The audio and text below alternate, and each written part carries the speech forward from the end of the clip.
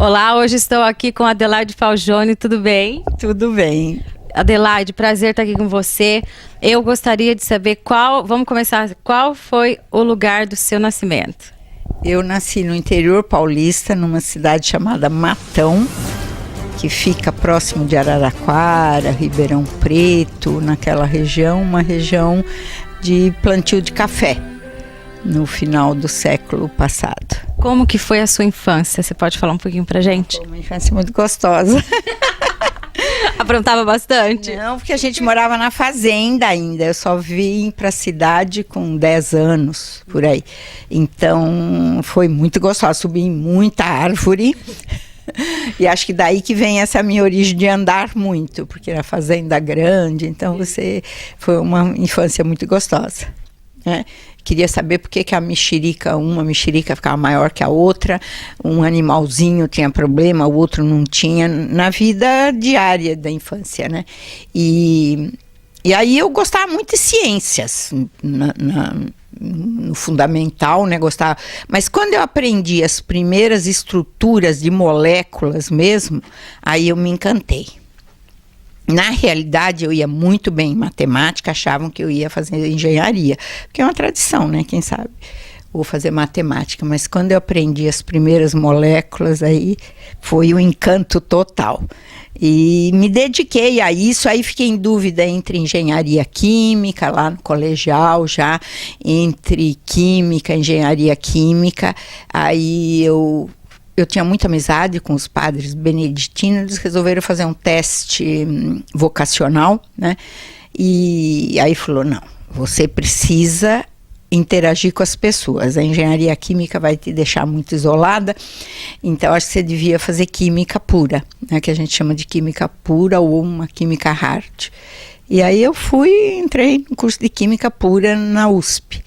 Mas na USP, com encanto com as moléculas, aí que me encantei mais com as moléculas biológicas, porque tinha que ver muito com a vida, né? Então, moléculas são moléculas, mas aí eu me encantei, eu não sabia, falei, vou fazer mestrado em química orgânica, não, vou fazer em bioquímica mesmo. Então, a partir do segundo ano do curso de química, eu já tinha essa ideia, essa intenção de fazer a minha pós-graduação em bioquímica. Foi aonde eu vi que você tem uma vasta a experiência acadêmica internacional, são vários países. Fala pra gente sobre isso, porque foi Chile, foi França, começou com os Estados Unidos. Japão, Finlândia também fui trabalhar. Bom, a USP, o curso de Química da USP é um curso extremamente acadêmico. E a gente diria que nem profissionalizante ele é. Ele tem um foco muito acadêmico. Entretanto, é claro que eu precisava olhar um pouco, mirar o mercado de trabalho, e eu fiz o curso de aptidões para engenharia, né? E fez licenciatura também. Então, a USP oferece isso. Eu tenho 3 diplomas de graduação. Mas é muito focado na academia. E aí eu me proponho a fazer um mestrado e doutorado, e o Instituto de Química, que é formado por 2 departamentos de Química e Bioquímica, eles são muito voltados a essa internacionalização, porque fazem estudos tão avançados que tem que interagir com o mundo inteiro. Então, eu fui fazer justamente o doutorado com um professor que era químico de formação também, mas sempre trabalhou com moléculas biológicas, o professor Giuseppe Tilento.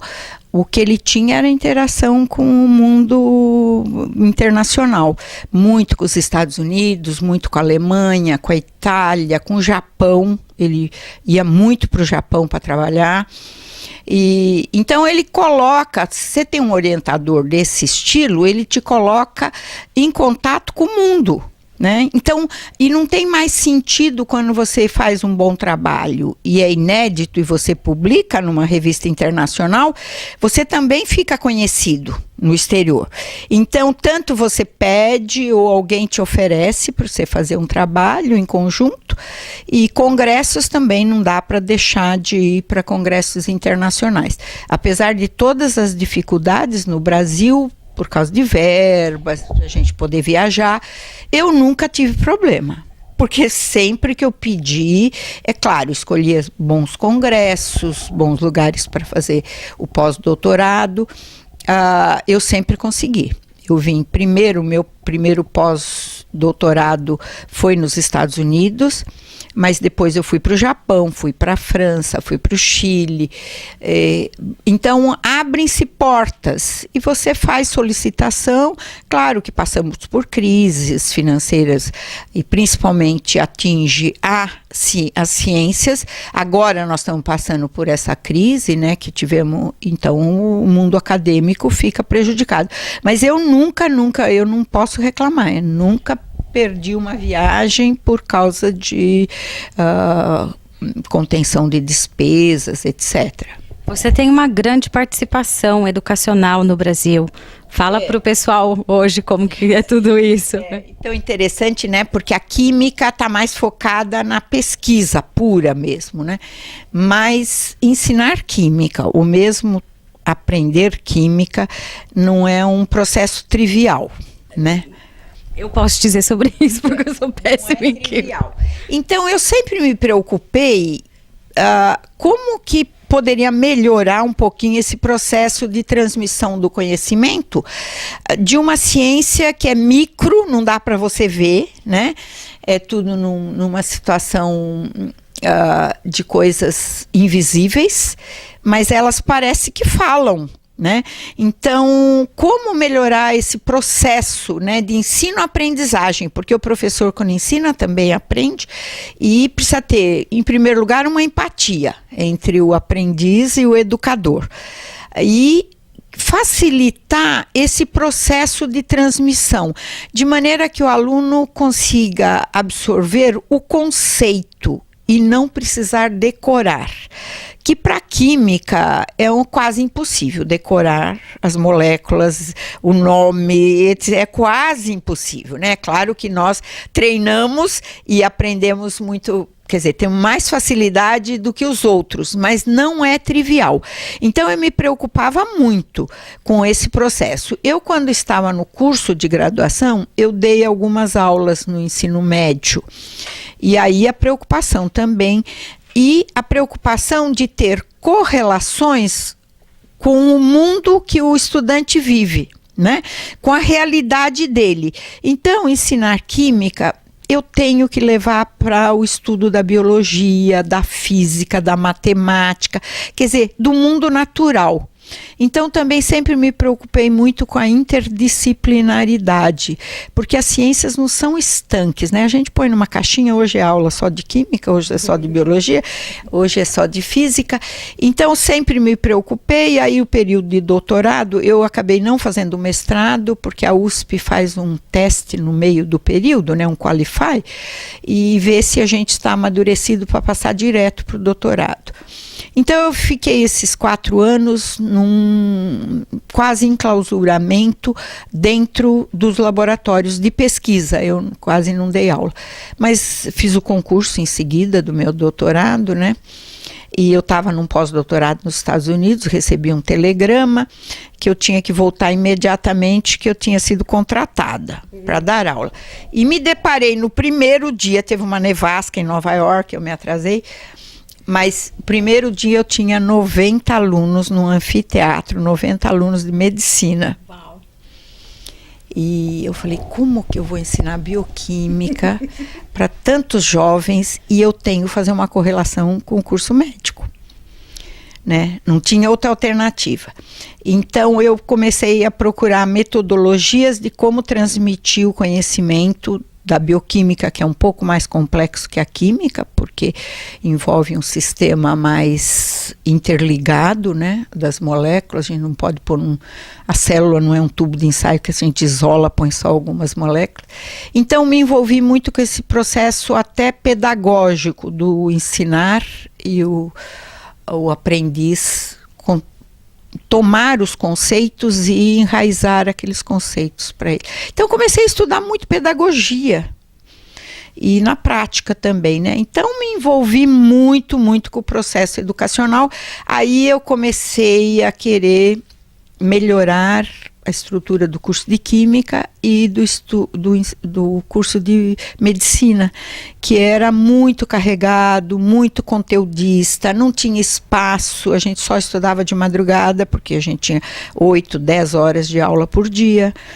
E então fui batalhando e acabei me distinguindo nesse sentido de avançar no processo de transmitir o conhecimento, principalmente na área das ciências mais hards, biológicas, ditas mais complexas, né? Tanto que você também está sendo uma das fundadoras de uma universidade também em São Paulo. Sei aí que você andou muito, viajou muito, teve que pegar e fazer tudo muito junto. Conta pra gente como que foi essa experiência, como que foi concretizar isso tudo. Aí começa sempre assim, né? Olha, tem alguém querendo mudar alguma coisa. E esse alguém em São Paulo, na área de ciência e tecnologia, é a Adelaide, porque quer mexer no curso de Química, quer mexer no curso de Matemática, inclusive fiz uma proposta para todas as ciências naturais, Química, Física e Biologia e Matemática, oferecida em conjunto. Então, um ouve daqui, outro ouve de lá, e no Rio de Janeiro havia um professor ainda, né? O professor Luiz Bevilacqua, que pretendia também na área de ciência e tecnologia colocar o aluno diante de um problema e tentar solucionar, até um problema que fosse tecnológico, mas que por aí passasse o aprendizado da química, da física, da biologia, da matemática, e como aplicar isso para o ser humano, para sociologia, né, para ciências que a gente chama de ciências sociais aplicadas. Era uma quebra de paradigmas, porque as humanidades ficavam num espaço, as exatas em outro, as biológicas em outro. Então, aí começaram, então seria uma excelente ideia a Adelaide participar de processo de avaliação. Então, eu comecei a avaliar as universidades num programa federal que chamava PAIUB, né, que é um programa de avaliação institucional das universidades brasileiras, e eu sempre tentando, muito suavemente, porque não tinha tanta autoridade, né, colocar essa mudança de paradigma.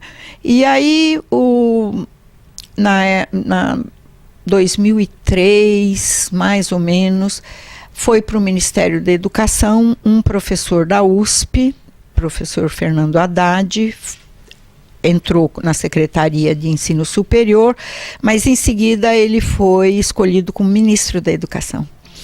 E aí, em 2004, ele nos procurou, se a gente ainda tinha essas ideias ditas revolucionárias, de mudança de paradigma, etc., se a gente chamou o professor Luiz Bevilacqua, que era o coordenador, né, dessas ideias mais ou menos ousadas, e que se a gente teria vontade de fazer um projeto para remodelação do ensino superior nas universidades federais, porque o MEC é o chefe de todas as universidades federais. As estaduais, com a legislação brasileira, têm um vínculo com as secretarias estaduais de ensino, de ciência e tecnologia, né?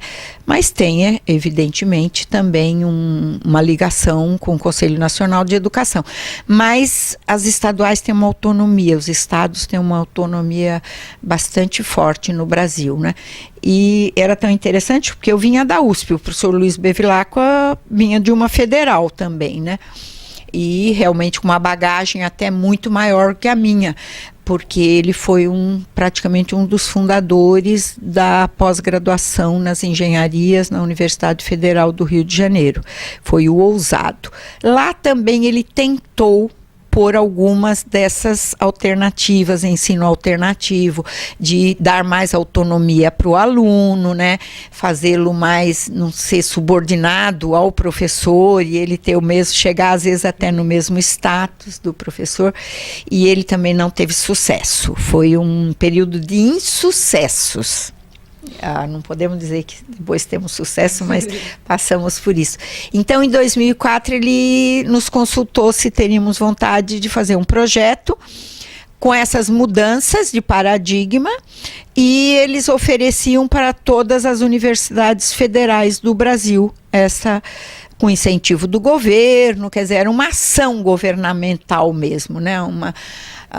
Uma coisa que é muito importante, que a gente até discutiu hoje aí no Mars, isso do governo investir. A coisa de pesquisa forte que envolve dinheiro, é o governo que tem que dar esse dinheiro, e praticamente a fundo perdido. Não é a fundo perdido porque ele está incentivando a população a adquirir conhecimento, então a sua nação cresce. Então, você tem que ter esse investimento, quase que dizer, eu coloco na confiança de que isso vai gerar um bom projeto, um bom caminho para essa juventude toda, né? E o governo, nós achamos, bom, ele vai bancar isso, e fizemos o projeto, assim, muito correndo. 2005, a gente trabalhava dia e noite. Dia e noite. Mas o governo federal, o ministro gostou muito da ideia, e o então presidente, que foi o nosso presidente Luiz Inácio. Quanto tempo demorou mais ou menos para toda a realização? Todo completo. Foi assim, numa velocidade extrema. Nós temos um projeto de uma universidade, nós temos um projeto acadêmico, como montar os cursos. Mas aí o governo pediu um projeto de uma universidade. Aí a gente fez o projeto da universidade. Então a gente chama isso de um projeto acadêmico-pedagógico, porque a gente fez a parte de orientação das disciplinas, como se daria, mas como academicamente esse estudante se transformaria praticamente num mini pesquisador, já no curso de graduação. Então, na verdade, você é responsável por várias vidas e por várias pessoas que estão aí hoje no estudo. O projeto está aí, eu acho que agora a gente tem um grupo muito grande, mas dando uma continuidade, resolveu-se que com aquele projeto que a gente estava fazendo para ser um modelo para a universidade já existente, mudar os paradigmas, transformou-se num projeto de uma universidade. Aí teve que ir para o Congresso, né, passar pelas comissões da Câmara, as comissões de ensino, as comissões de finanças, etc. Todas essas que passam aí, que vocês têm conhecimento. E aí nós tivemos que começar a defender o projeto no Congresso. Então, íamos falar com os deputados que era importante essa mudança de paradigma, que a gente estava entrando no século XXI, e aí a região que tinha maior necessidade, que o governo federal fez um levantamento, era a região do ABC, que tem 2,5 milhões de habitantes e não tem nenhuma universidade pública. Aí a gente procurou no mundo inteiro, não há nenhuma população, um aglomerado, quer dizer, um grupo municipal, ou um pouco maior, talvez, né, de uma grande Nova York, uma grande São Paulo, que tivesse uma população de 2,5 milhões que não tivesse uma universidade pública.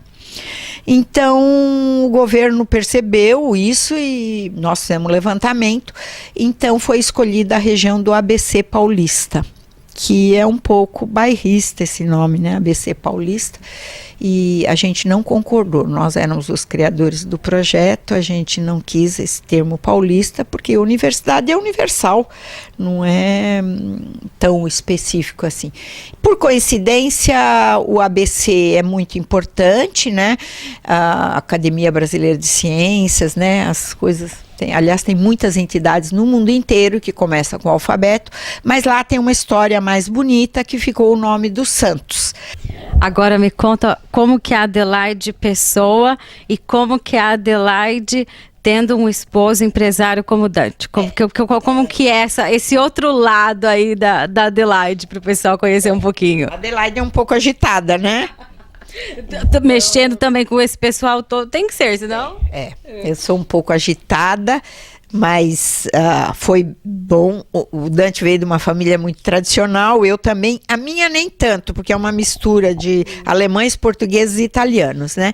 E do lado italiano e alemão eu aprendi essa ousadia que é para fazer as coisas, fazer muito rápido e fazer tudo, e que não tem barreiras, né? Não tem medos. Eu não tenho medo nenhum. Às vezes corro alguns riscos até. E o Dante é mais centrado do que eu, né? Então, consegui. Não foi fácil no início, porque a vida de um cientista ele envolve muitas viagens, né? E eu queria também constituir família, então queria ter filho, etc. Mas aí eu quis primeiro terminar o doutorado. Eu casamos um ano antes de eu terminar o doutorado, 11 meses antes. Mas porque o Dante falou para eu queria terminar o doutorado. Ele falou assim, não espero mais. Aí eu falei, bom, vou ter que casar. Mas aí foi um ano ainda duro de redação de tese, de defesa de tese. E depois de 2 anos eu engravidei, mas eu fui convidada para vir trabalhar nos Estados Unidos. Aí, o que eu faço? Aí eu vim grávida. E o Dante... Não acredito, grávida... Uau.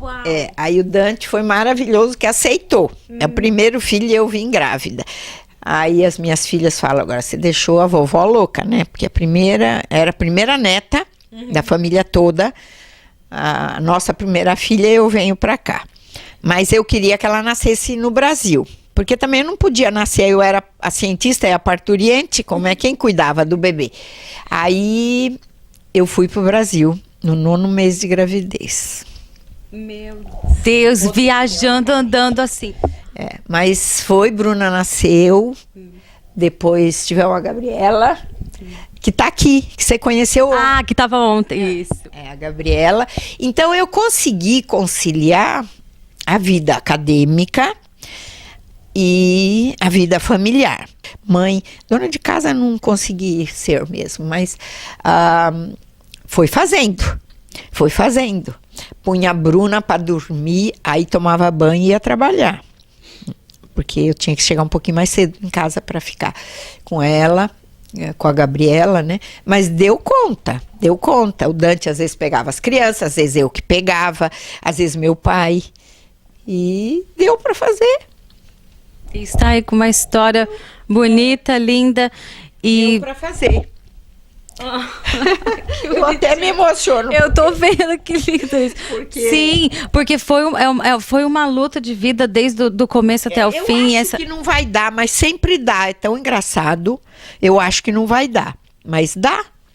A mulher tem isso, a gente sempre tem aquele instinto dentro também que vai falar, não, eu vou correr isso aqui, esse risco aqui, mas no final a gente sabe que... Agora, sacrifica a família, não, sem sombra de dúvida. Eu chego domingo e vou domingo à tarde para Brasília. Em maio, quando eu vim aqui também, eu cheguei a meio-dia e às 6 horas peguei um voo para Brasília. E ele ficou aqui, eu e uma amiga voltamos para o Brasil. Então, dá numa correria tremenda, mas dá. Agora, na academia é sempre assim. Ontem eu estava falando lá no evento. Sempre tem que trabalhar à noite, sempre tem que escrever o paper, sempre tem que correr, o referee não aceita o paper, aí você... Né? Então, mas dá para fazer. E tem que correr atrás também do empresário. Mas foi tão interessante, né, que eu te contei quando a gente chegou na Espanha, a Polícia Federal perguntou o que a gente estava. Estou indo para um congresso.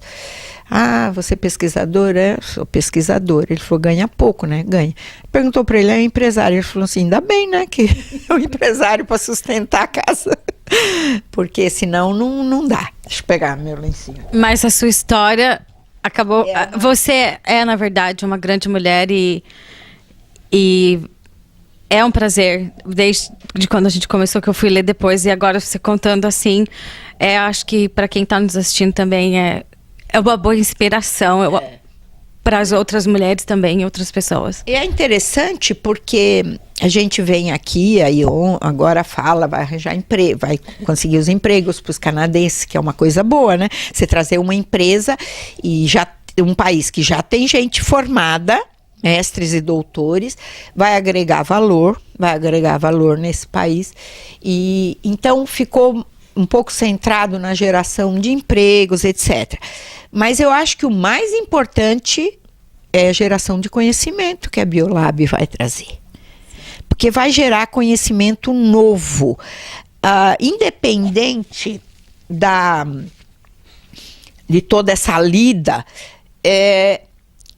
O Canadá também absorve de cientistas brasileiros, porque ele tem um grupo grande, ele e o professor Sérgio Sakurai, que é uma pessoa fabulosa, também formado com ele na USP.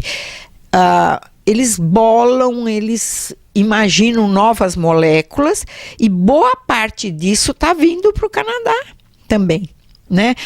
Porque eles já têm uma maneira de pensar a geração de novos fármacos. Então, esse grupo canadense vai passar para uma indústria brasileira o que eles conhecem, mas o conhecimento de geração de novos fármacos genuinamente brasileiros vem agregar conhecimentos novos ao Canadá, né? Então é uma parceria muito boa, Evidentemente que o Canadá está avançou mais, talvez pela proximidade, né? E pela origem da sua colonização, mas era um país de fazendeiros, né? Mas avançou mais do que o Brasil, mas é uma parceria que nesse momento e nesse nicho está quase de igual para igual, né? Então vai somar bastante aqui também, com certeza. Vai ter mestres e doutores daqui ensinando a gente e os que vêm de lá ensinando aqui. Então é uma coisa boa. Adorei esse bate-papo com você. Uma baita de uma experiência para mim também. Imagina, eu achei lindo. Mas é isso mesmo. É você, é mostrar mesmo para as pessoas a sua história. Adorei, obrigada. Cada vez que a gente fala na UFABC. Que tá aí, e ninguém acreditava na gente, ninguém acreditava que essa coisa de interdisciplinaridade, como que vai ensinar com conteúdos de várias disciplinas, e ajuda. Muito obrigada. Obrigada mesmo.